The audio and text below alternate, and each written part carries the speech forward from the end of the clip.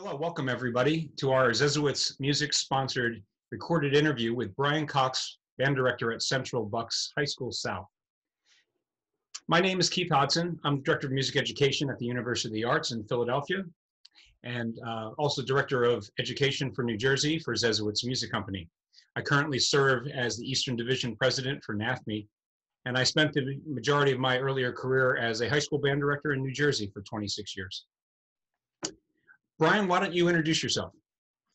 Thanks. So yeah, I teach at Central Bucks High School South. I'm the band director there. I teach only ensembles, so I have two concert bands, one that is auditioned, one that's open to anybody, and I have curricular jazz ensemble as well as the extracurricular activities like the pit orchestra and the marching band.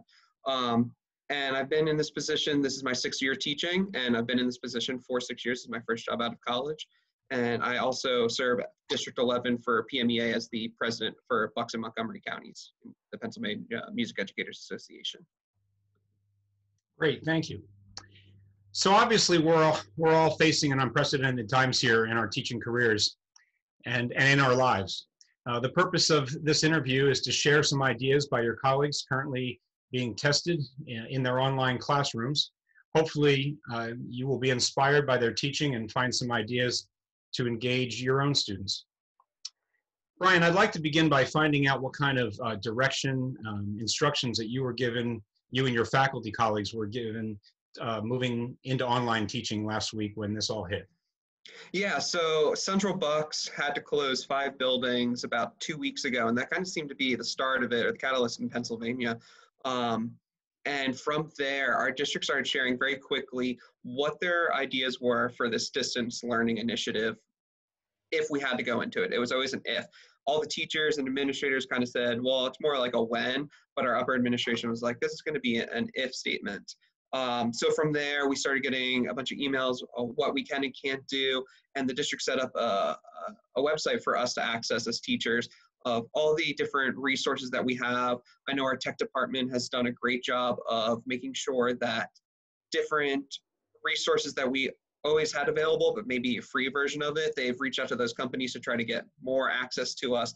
Like I know every Central Bucks employee just got full access to the premium version of Loom, which is a screen sharing software. So different things like that that they've helped share with us. Then last week when the governor closed all schools in the state, on Friday and Monday, we had quote unquote professional development for getting our distance learning classrooms up and going. So the district has told us that we need to have something that is the same across all grade levels, so that the parents at home with their kids can figure out and kind of manage all the different teachers. So on our I'm going to share my screen with you guys. On everybody's teacher website, we have to have this tab called distance learning. And from here, we're supposed to post our lesson plans and any other resources that we will be using throughout. So you can see that I teach every other day, block scheduling. So I have 2 lesson plans over the 4 days that we've already done. And every teacher in the district should have a tab that looks exactly like this. And to the point that our lesson plans, they wanted to look very similar too. So they gave us a template for a lesson plan. They want us to have certain things available on there, some certain things not available. Brian, I'm sorry, let me interrupt you. Did you share your screen? I might not have. It didn't come up on mine. Just wanted to, there you go. I think that's. Cool. Sorry about that. So the district wants us to have a distance learning tab on all of our websites, and every teacher in the district should have a tab that looks very similar with the lesson plans and any resources that they wanted us to have up so that the parents could find everything a little bit more easily. Every teacher will then use different sources from there. Like we are a district that uses Canvas as kind of our means for collecting assignments. So some teachers just have a link to their Canvas classroom. Some teachers have Microsoft OneNote links up here, or just Microsoft Form links up here. Whatever they're using, it needs to be on our teacher website so that every parent and student was able to have some kind of uniformity across our very large district.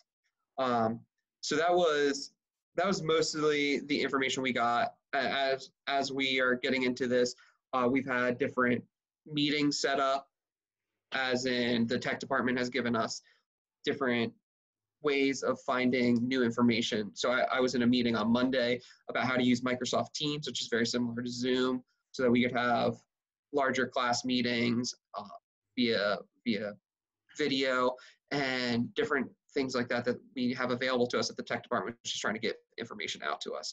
I think Central Bucks has done a great job with getting a lot of the resources out to all of our teachers, and it's really helped me a lot planning for this kind of online source, because we all know that every classroom's different, every teacher does their own thing, and musically what we are looking at doing is very different than some of the regular classroom teachers. Great. Yeah, it really looks like they've done a great job rolling that out quickly. You mentioned before that they mentioned what you can do and what you can't do. I think what you just said kind of rolled out what you can do and how they wanted you to do it. Can you mention some of the things that they said you couldn't do? I think that might be helpful for people to hear as well. Yeah, so one of the big things that we've been told multiple times now that we can't do is that we can't teach any new material and expect when we come back for the new material to be learned. So our last school day was last Thursday. Pretty much the directive we were given was whenever we come back to school, it needs to seem like it was the Friday right after that Thursday. So how I'm handling that is we just had a concert a week ago. So a lot of my kids don't even have a lot of the rep for this next concert that I have planned in May. So I'm using different concepts that I've been teaching throughout the school year. And anything else that I provide, it's going to be on an individual basis or an enrichment basis. The other thing that we were told not to do is we can't grade anything during this time period. Everybody has different access. We're pretty much one-to-one in Central Bucks right now. Everybody at the secondary level, except for our seniors, have laptops at home. So we can't expect that the seniors have the same kind of access to equipment that our underclassmen do. So that was kind of my first step, was finding out the access that everyone has, because the district told us, make sure that everyone can do the assignments that you're giving if you are to give different opportunities to your students while we're doing this. Great. Good points. One of the things before we get into the nitty gritty of your online instruction, could you tell us how you reached out to your students for the first time during this transition, how you addressed them, and what kind of reactions that you got from your students? Yeah, so it started with an email on Thursday evening. We, with my position in PMEA, I'll start there. I feel like I was spending a lot of time focusing on that. We had a Region Orchestra Festival coming up, Region Band, all the fests that are in District 11. So I felt like a lot of my mind was focusing on that, trying to make sure that we were canceling everything the correct way, notifying those directors. So I felt like my students almost went to the back burner. So Thursday night when I got home, I drafted an email, sent it out to them, just pretty much saying, like, I was very real with them, like, this is a sucky situation. Seniors, a lot of your opportunities are taken away. We were supposed to be going to Disney in about a month from now. That was taken away. Different performances. Our jazz season's now over. I kind of just like formatted it like that. And the bright side is, you know, although the competitions, the trips, the performances, they're all great, that's not the reason we take this class, or not the reason that we stay in music, and trying to teach on those lessons that I've been trying to go through the entire year. From there, I set up a Microsoft Teams meeting with each of my ensembles, which I had on Tuesday of this week. Each ensemble I met with for about 30, 45 minutes, and just allowed them to, first of all, talk and see each other for probably the first time in 5 days. And then I went through what my expectations were for this distance learning project and what resources I was going to be using, because a lot of this is all very new to me as well. So I wanted to show them in a very real sense, like, I'm learning this too. We're going to figure this out together. Here's how we're going to do it. That's great. So why don't you share with us what kind of instruction you're doing with online assignments that you're preparing for all of your students? Yeah, so I started, I'm going to share my screen again.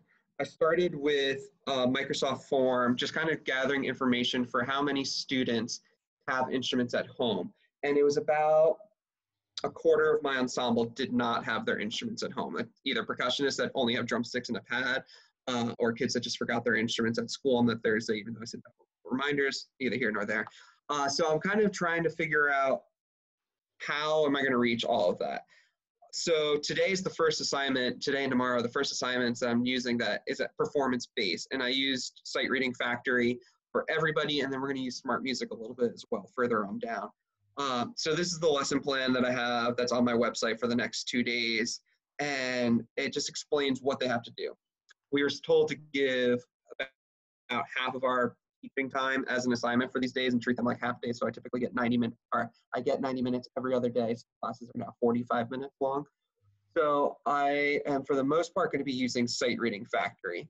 For those of you that haven't used Sightreading Factory before, I've used Sightreading Factory as a resource during my classes and have the full ensemble sight read from there.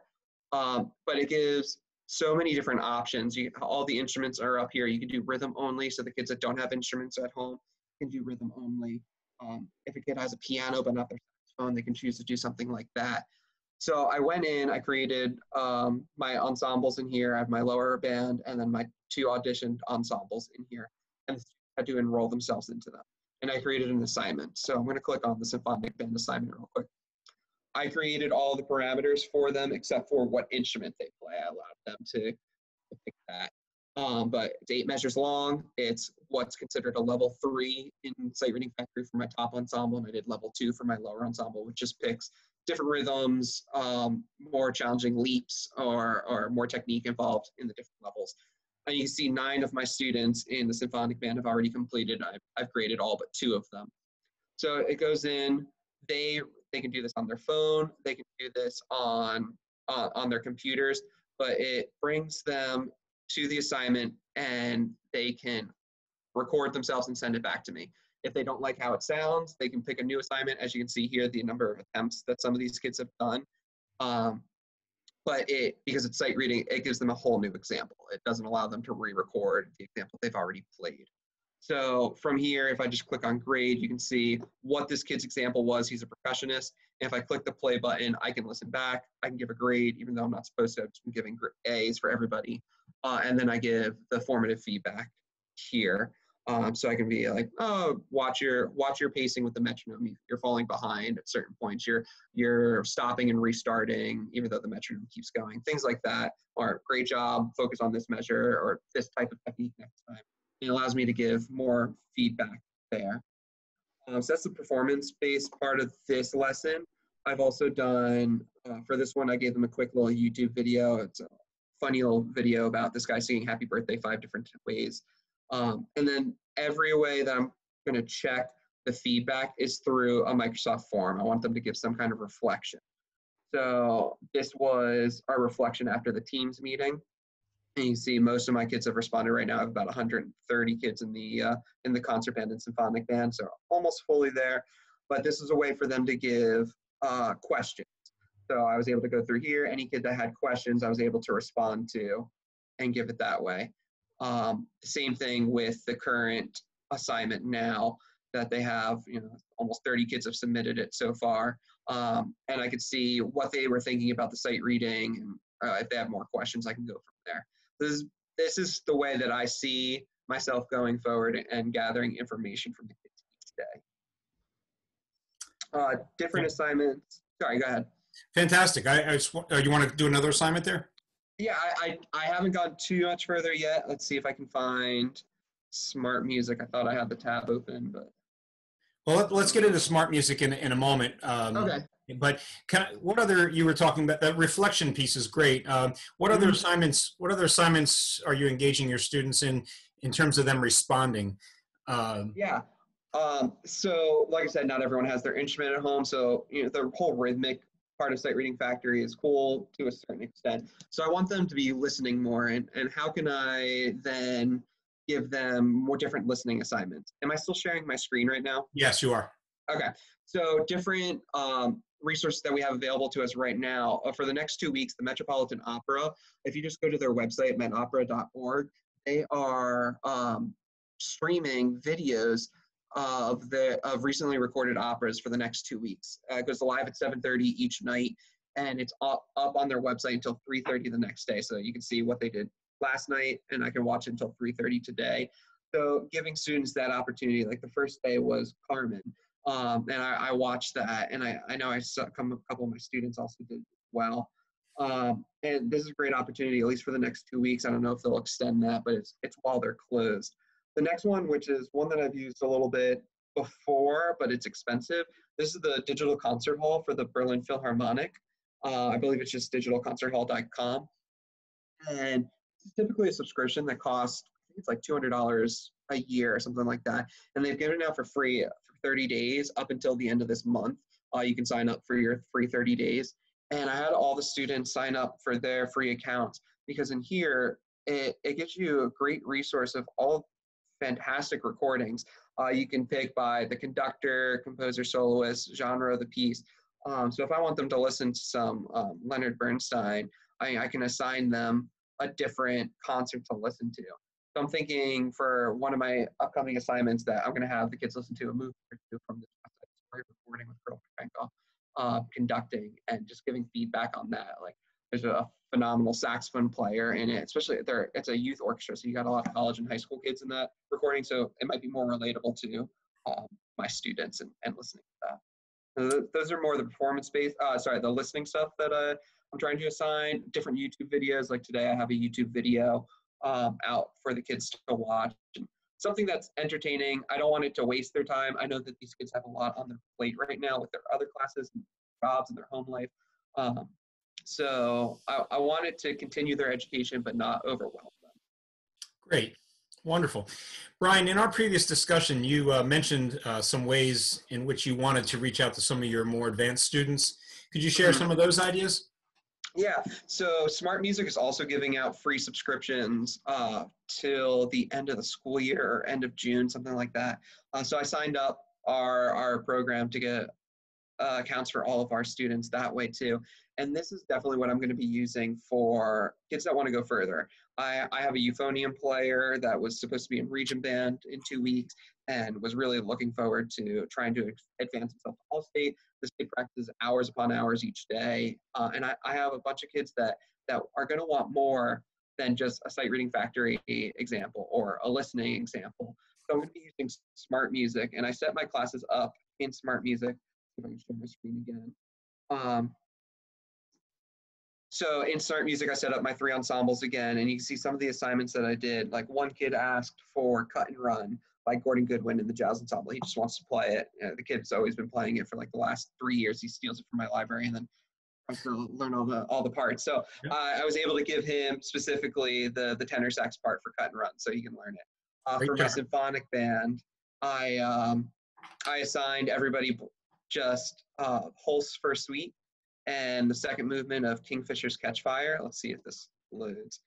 And I assigned it to the whole ensemble, just giving them an opportunity to play some music. We played Holst last year in the fall, and we did a whole Holst marching band show this year, so the kids are really into Holst right now, which is pretty awesome.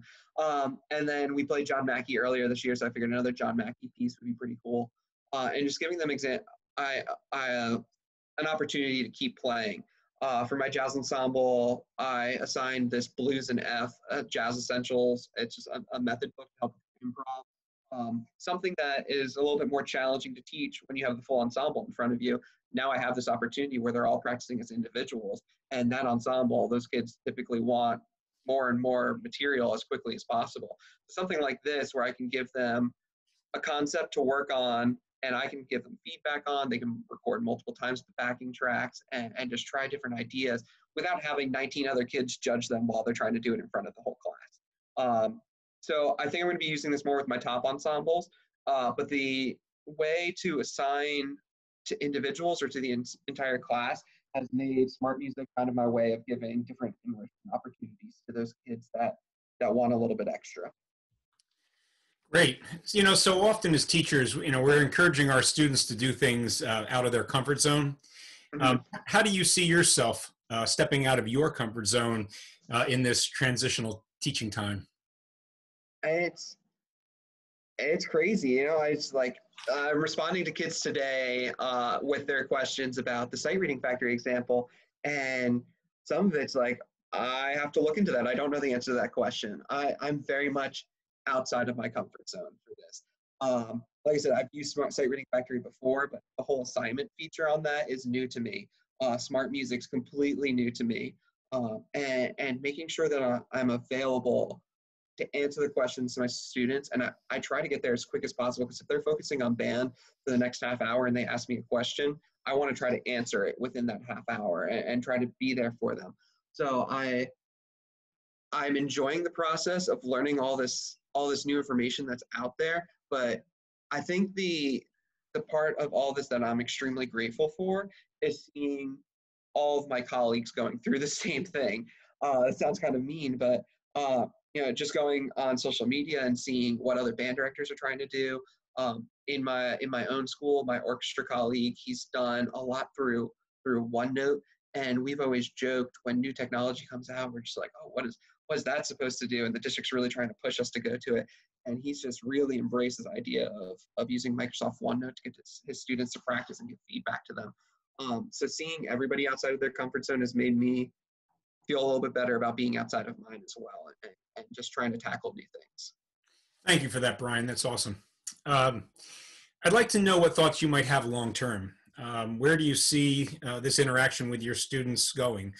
Have you thought about a vision for the future, end of the semester, and then even in the next year? So, technically we're closed for 2 weeks now. We're almost at the end of week 1. I foresee that going a little bit further than that. So trying to think right now, like I said earlier, I had that group meeting with each ensemble. I wasn't planning on having too many more of those, because that can get very chaotic. I have 76 kids in my lower band, and trying to have 76 kids on a video chat all at once and trying to mute them all, and they find ways to unmute themselves, it can get very chaotic. But I want to make myself available in this kind of format, face-to-face, and allow them to ask questions in real time and get questions in answers in real time. So I'm going to set up virtual office hours where I'm just on my Microsoft Teams account with a video open. They all have access to the link to that video, and they can sign in. They can ask questions about what they're doing. But I think kind of more importantly, just find out how they're doing, maybe as a person. Like we are around our students so often. As music teachers, we have them for multiple years in a row. So there's more to this than just the musical side of things. And when I had the Teams meeting the other day, I got an email from one of my band parents afterwards saying that her daughter had a huge smile on her face the entire time, just because she was on a talk or a call with all of her friends and myself, and we were just talking about what we think we're going to do, what we think is going to happen next. So short-term wise, I think that's important to keep going and having these like virtual office hours to allow the students to just come in and talk a little bit, because the whole social side of what we do every day still needs to come through, besides just these assignments that I'm giving and blindly giving feedback to. Long-term wise, it's really hard to see where this is going to go and have different plans. I have a couple ideas. Talking with a couple other directors, I might have calls with the ensembles where we're studying a piece of music, maybe something we did earlier this year, and we're going into a little bit more depth than we had time for before the concert came around, and then bringing in a special guest, like maybe Dr. Yozviak from Westchester University comes on a call for a couple minutes and just talks to the kids and gives them a little bit of insight to what he thinks about the piece, and they can ask questions to somebody else, similar to bringing in a clinician if we were just in class during the day. The kids have been asking me how we can perform live, and I don't know the answer to that one yet. I kind of want to look in different ways of doing what, like Eric Whitaker with the virtual choir, having different ideas like that. And is there a piece that if I do a conducting track for, will they all be able to play it?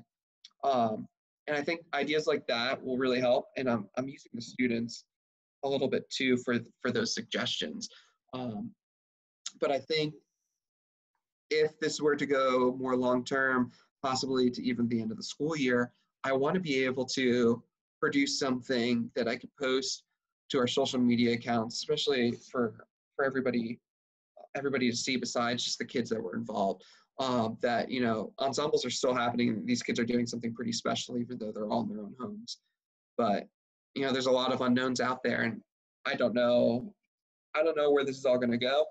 but at least starting to develop those ideas, I think, is smart, so we're not caught off guard when it does happen. Fabulous. I love how much you're there for your students, and the office hours are great. I did the same thing. I've set up office hours for every Monday from 10 to 12. We're going to have an open Zoom meeting, and everybody's going to be able to chime in with any questions or anything they need from me. They know they can get me. Yeah. So listen, I really want to thank you for taking the time to share with us today, Brian. I especially want to thank you for the effort that you're making to engage your students with music. Fabulous. It's been fun. It's different, but different fun. Okay, Brian, take care, be safe and healthy. Yeah, same to you. Thank you so much.